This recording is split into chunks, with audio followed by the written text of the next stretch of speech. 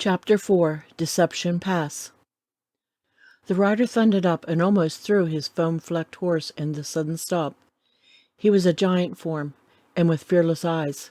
"Judkin, you're all bloody!" cried Jane in a fright. "Oh, you've been shot!" "Nothing much, Miss Witherstein. I got a nick in the shoulder. I'm some wet, and the hoss has been throwing lather. So all this ain't blood." "What's up?" queried Vanders sharply. "Rustler slipped off with the red herd." "Where are my riders?" demanded Jane. "Miss Witherstein, I was alone all night with the herd. At daylight this morning the rustlers rode down. They began to shoot at me on sight. They chased me hard and far, burning powder all the time, but I got away." "Judd, they meant to kill you," declared Venners. "Now I wonder," returned Judkins. "They wanted me bad, and it ain't regular for rustlers to waste time chasing one rider." "Thank heaven you got away," said Jane. "But my riders, where are they?" "I don't know. The night riders weren't there last night when I rode down, and this morning I met no day riders." "Judkins, Byrne, they've been set upon, killed by Oldring's men." "I don't think so," replied Venners decidedly. "Jane, your riders haven't gone out in the sage." "Byrne, what do you mean?"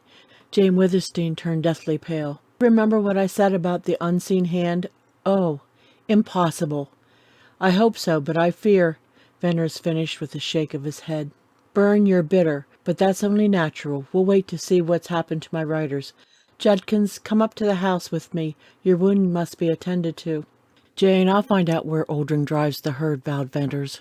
"No, no, Byrne, don't risk it now, when the rustlers are in such shooting mood." "I'm going." "Judd, how many cattle in that red herd?" 2,500 head. "Whew, what on earth can Oldring be doing with so many cattle? Why, 100 head is a big steal. I've got to find out." "Don't go," implored Jane. "Byrne, you want a hoss that can run. Miss Witherstein, if it's not too bold of me to advise, make him take a fast hoss or don't let him go." Yes, Judkins. He must ride a horse that can't be caught. Which one? Black Star? Night? "Jane, I won't take either," said Ventners emphatically. "I wouldn't risk losing one of your favorites." "Wrangle, then?" "That's the hoss," replied Judkins. "Wrangle can outrun Black Star and Night. You'd never believe it, Miss Witherstein, but I know. Wrangler's the biggest and fastest hoss on the sage." "Oh, no, Wrangler can't beat Black Star, but—" "Byrne, take Wrangler if you will go. Ask Jerd for anything you need." "Oh, be watchful, careful. Godspeed you." She clasped his hand and turned quickly away, and went down a lane with the rider. Ventners rode to the barn, and, leaping off, shouted for Jerd. The boy came running. Ventners sent him for meat, bread, and dried fruits, to be packed in saddlebags. His own horse he turned loose into the nearest corral. Then he went for Wrangle. The giant sorrel had earned his name for a trait the opposite of amiability. He came readily out of the barn, but once in the yard he broke from Ventners and plunged with ears laid back. Ventners had to rope him. Then he kicked down a section of fence, stood on his hind legs, crashed down, and fought the rope. Jerd returned to lend a hand. "Wrangler don't get enough work," said Jerd as the big saddle went on. "He's unruly when he's corralled and wants to run. Wait till he smells the sage." "Jerd, this horse is an iron-jawed devil. I never straddled him but once. Run? Say, he's as swift as the wind." When Ventnor's boot touched the stirrup, the sorrel bolted, giving him the rider's flying mount. The swing of this fiery horse recalled to Ventnor's days that were not really long past, when he rode into the sage as the leader of Jane Witherstein's riders. Wrangle pulled hard on a tight rein. He galloped out of the lane, down the shady border of the grove, and hauled up at the watering trough, where he pranced and champed his bit. Ventnors got off and filled his canteen while the horse drank. The dogs, Ring and Whitey, came trotting up for their drink. Then Ventnors remounted and turned Wrangle towards the sage. A wide white trail wound away down the slope. One keen sweeping glance told Ventnors that there was neither man nor horse nor steer within limit of his vision, unless they were lying down in the sage. Ring loped in the lead, and Whitey loped in the rear. Wrangle settled gradually into an easy swinging canter, and Ventnor's thoughts, now that the rush and flurry of the start were past, and the long mile stretched before him, reverted to a calm reckoning of late singular coincidences. There was the night ride to Toll's, which, viewed in the light of subsequent events, had a look of his covert machinations. Oldring and his masked rider and his rustlers riding muffled horses. The report that Toll had ridden out that morning with his man Jerry on the trail to Glaze. The strange disappearance of Jane Withersteen's riders. The unusually determined attempt to kill the one Gentile still in her employ, an intention frustrated no doubt only by Judkin's magnificent riding of her racer, and lastly the driving of the red herd. These events, to Ventnor's color of mind, had a dark relationship. Remembering Jane's accusation of bitterness, he tried hard to put aside his rancor in judging Toll, but it was bitter knowledge that made him see the truth. He had felt the shadow of an unseen hand. He had watched till he saw its dim outline, and then he had traced it to a man's hate, to the rivalry of a Mormon elder, to the power of a bishop, to the long, far-reaching arm of a terrible creed. That unseen hand had made its first move against Jane Witherstein. Her riders had been called in, leaving her without help, to drive 7,000 head of cattle. But to vendors it seemed extraordinary that the power which had called in these riders had left so many cattle to be driven by rustlers and harried by wolves.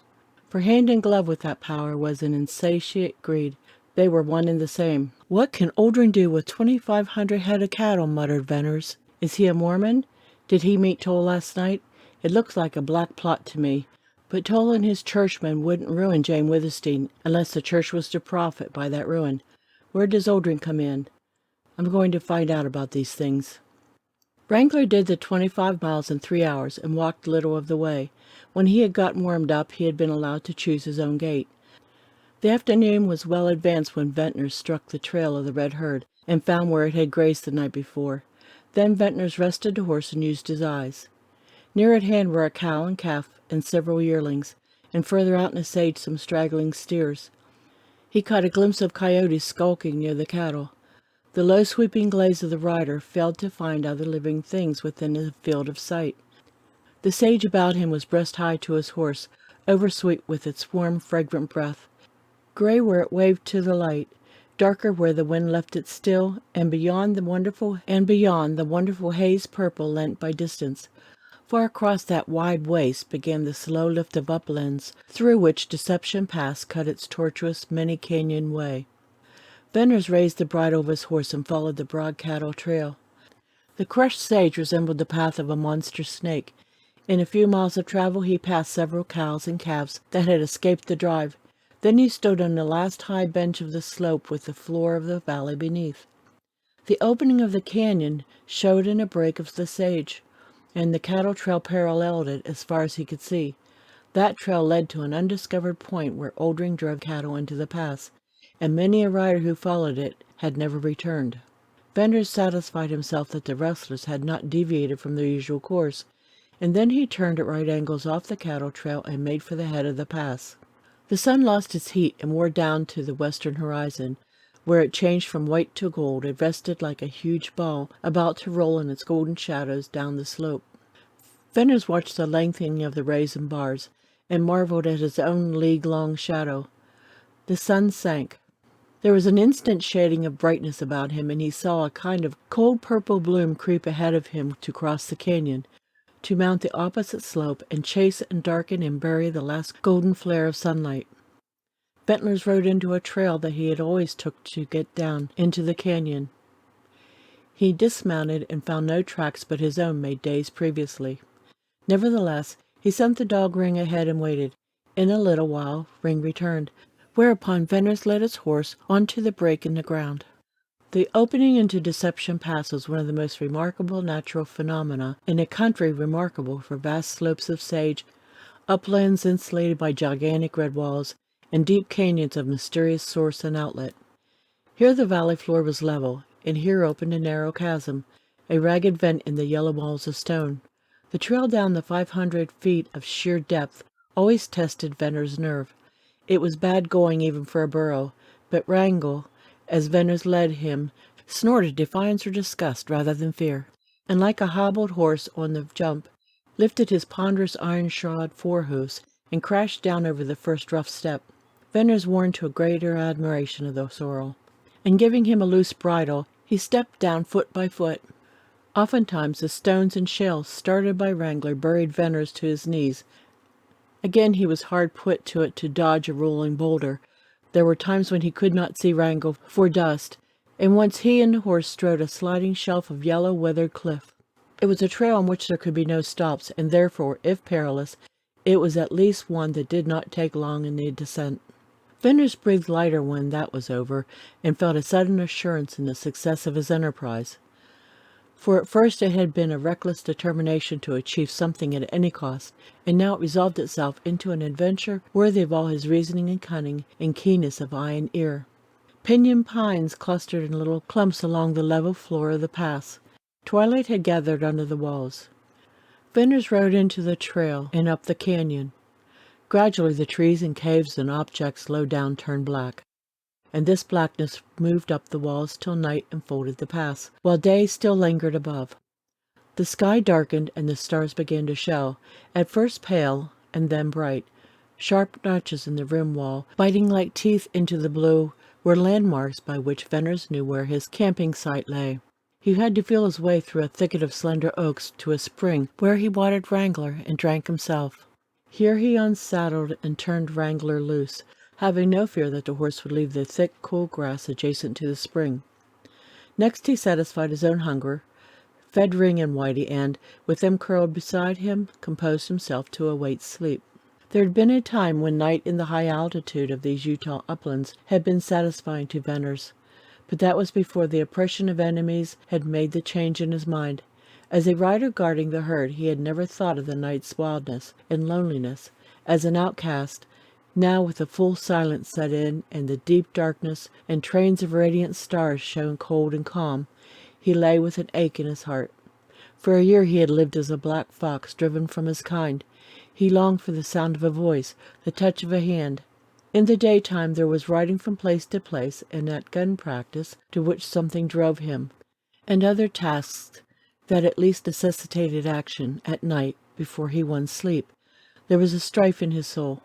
He yearned to leave the endless sage slopes, the wilderness of canyons, and it was in the lonely night that this yearning grew unbearable. It was then that he reached forth to feel Ring or Whitey, immeasurably grateful for the love and companionship of two dogs. On this night the same old loneliness beset Ventnor. The old habit of sad thought and burning unquiet had its way, but from it evolved a conviction that his useless life had undergone a subtle change. He had sensed it first when Wrangle swung him up to the high saddle. He knew it now when he lay in the gateway of Deception Pass. He had no thrill of adventure, rather a gloomy perception of great hazard, perhaps death. He meant to find old Ring's retreat. The rustlers had fast horses, but none that could catch Wrangle. Ventnor knew no rustler could creep upon him at night with Ring and Whitey guarding his hiding place. For the rest, he had eyes and ears and a long rifle and an unerring aim, which he meant to use. Strangely, his foreshadowing of change did not hold a thought of the killing of Tull. It related only to what was to happen to him in Deception Pass. He could no more lift the veil of that mystery than tell where the trails led to in that unexplored canyon.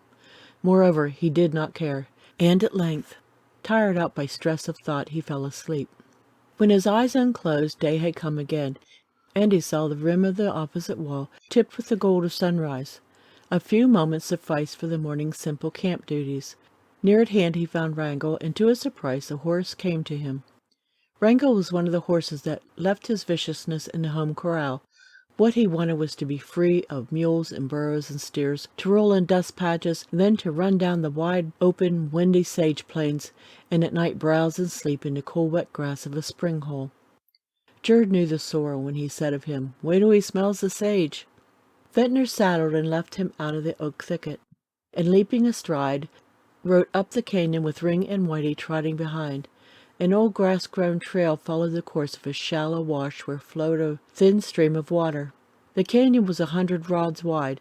Its yellow walls were perpendicular. It had abundant sage and a scant growth of oak and pinyon. For 5 miles it held to a comparatively straight bearing, and then began a heightening of rugged walls and a deepening of the floor.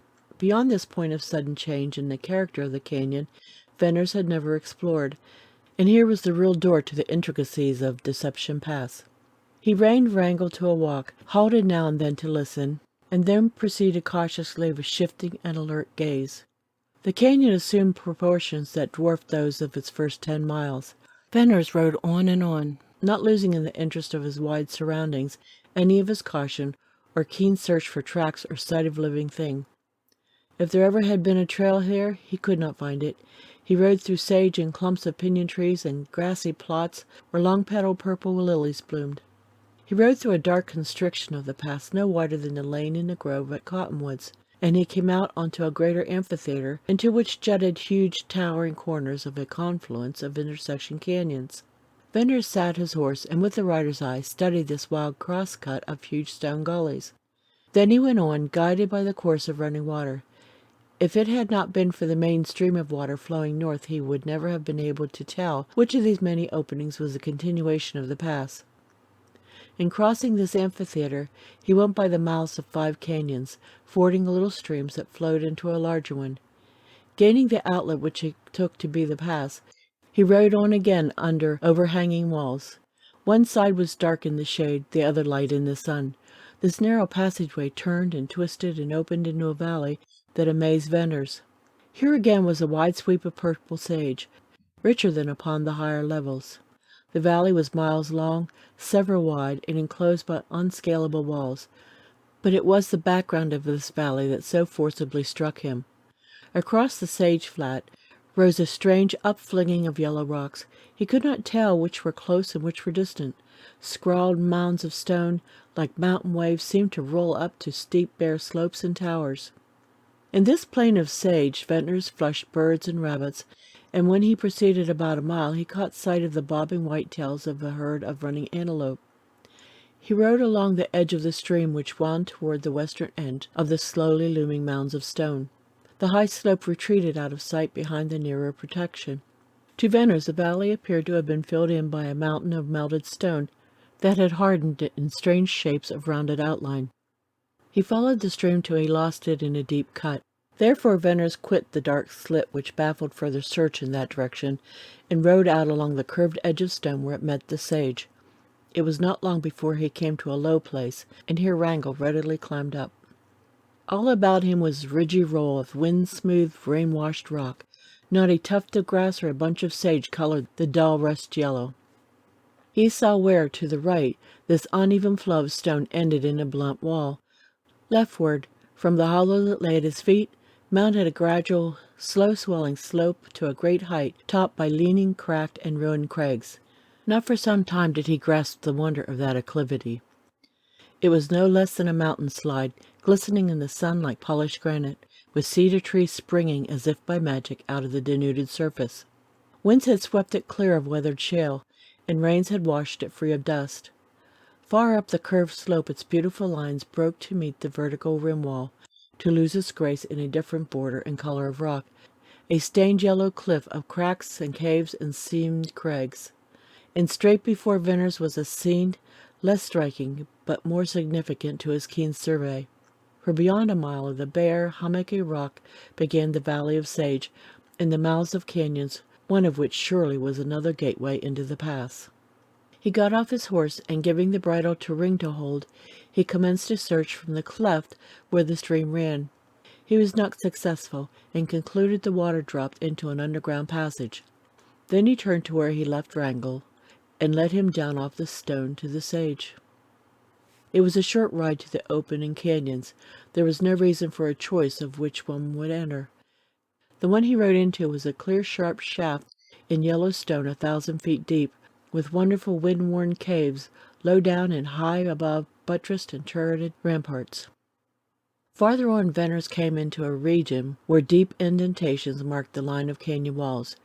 These were huge, cove-like blind pockets, extending back to a sharp corner with a dense growth of underbrush and trees. Veneers penetrated into one of these offshoots, and, as he had hoped, he found abundant grass. He had to bend the oak saplings to get his horse through. Deciding to make this a hiding place if he could find water, he worked back to the limit of the shelving walls. In a little cluster of silver spruces he found a spring. This enclosed nook seemed an ideal place to leave his horse and to camp at night, and from which to make stealthy trips on foot. The thick Grass hid his trail. The dense growth of oaks in the opening would serve as a barrier to keep Wrangle in if, indeed, the luxuriant browse would not be sufficient for that. So Veneers, leaving Whitey with the horse, called Ring to his side, and rifle in hand worked his way out to the open. A careful photographing in mind of the formation of the bold outlines of rim rock assured him he would be able to return to his retreat even in the dark. Bunches of scattered sage covered the center of the canyon, and among these Ventnor threaded his way with the step of an Indian. At intervals he put his hand on the dog and stopped to listen. There was a drowsy hum of insects, but no other sound disturbed the warm midday stillness. Ventnor saw ahead a turn, more abrupt than any other. Warily he rounded this corner, once again to halt bewildered. The canyon opened fan-shaped into a great oval of green and gray growth. It was the hub of an oblong wheel, and from it, at regular distances like spokes, ran the outgoing canyons. Here a dull red cover predominated over the fading yellow. The corners of walls bluntly rose, scarred and scrawled, to taper into towers and serrated peaks and pinnacled domes. Ventnor's pushed on more heedfully than before. Toward the center of this circle the sagebrush grew smaller, and farther apart he was about to sheer off to the right, when the thickets and jumbles of fallen rock would afford him cover, when he ran right upon a broad cattle trail. Like a road it was, more than a trail, and the cattle tracks were fresh. What surprised him more, they were wet. He pondered over this feature. It had not rained. The only solution to this puzzle was that the cattle had been driven through water, and water deep enough to wet their legs. Suddenly Ring growled low. Ventnor rose cautiously and looked over the sage. A band of straggling horsemen were riding across the oval. He sank down, startled and trembling. "Rustlers," he muttered. Hurriedly he glanced about for a place to hide. Near at hand there was nothing but sagebrush. He dared not risk crossing the open patch to reach the rocks. Again he peeped over the sage. The rustlers, 4, 5, 7, 8 in all, were approaching, but not directly in line with him. That was a relief for a sudden deadness which seemed to be creeping inward along his veins. He crouched down with bated breath and held the bristling dog. He heard the click of iron-shod hoofs on stone, and the coarse laughter of men, and then the voices gradually dying away. Long moments passed, then he rose. The rustlers were riding into a canyon. The horses were tired, and they had several pack animals. Evidently they had traveled far. Ventnor doubted that they were rustlers who had driven the red herd. Olding's band had split. Ventnor watched these horsemen disappear under a bold canyon wall. The rustlers had come from the northwest side of the oval. Ventnor kept a steady gaze in that direction, hoping, if there were more, to see from what canyon they rode. A quarter of an hour went by. Reward for his vigilance came when he descried 3 more mounted men, far over to the north. But out of what canyon they had ridden it was too late to tell. He watched the 3 riders ride across the oval and round the jutting red corner where the others had gone. "Up that canyon," exclaimed Ventnor. "Oldring's den, I've found it." A knotty point for Ventnor was the fact that the cattle tracks all pointed west. The broad trail came from the direction of the canyon into which the rustlers had ridden, and undoubtedly the cattle had been driven out of it across the oval. There were no tracks pointing the other way. It had been in his mind that Oldring had driven the red herd toward the rendezvous and not from it. Where did that broad trail come down into the pass, and where did it lead? Ventnor knew he wasted time in pondering the question, but it had a fascination not easily dispelled. For many years Oldring's mysterious entrance and exit to Deception Pass had been all-absorbing topics to sage riders. All at once the dog put an end to Ventnor's pondering. Ring sniffed the air, turned slowly in his tracks with a whine, and then growled. Ventnor wheeled. 2 horsemen were within 100 yards, coming straight at him. One lagging behind the other was Oldring's masked rider. Ventnor cunningly sank, slowly trying to merge into sagebrush. But guarded as his action was, the first horse detected it. He stopped short, snorted, and shot up his ears. The rustler bent forward as if keenly peering ahead. Then, with a swift sweep, he jerked a gun from its sheath and fired. The bullet zipped through the sagebrush. Flying bits of wood struck Ventnor, and the hot stinging pain seemed to lift him in one leap. Like a flash the blue barrel of his rifle gleamed level, and he shot once, twice. The foremost rustler dropped his weapon and toppled from his saddle, to fall with his foot catching in a stirrup. The horse snorted wildly and plunged away, dragging the rider through the sage. The masked rider huddled over his pommel, slowly swaying to one side, and then, with a faint, strange cry, slipped out of the saddle. End of chapter 4.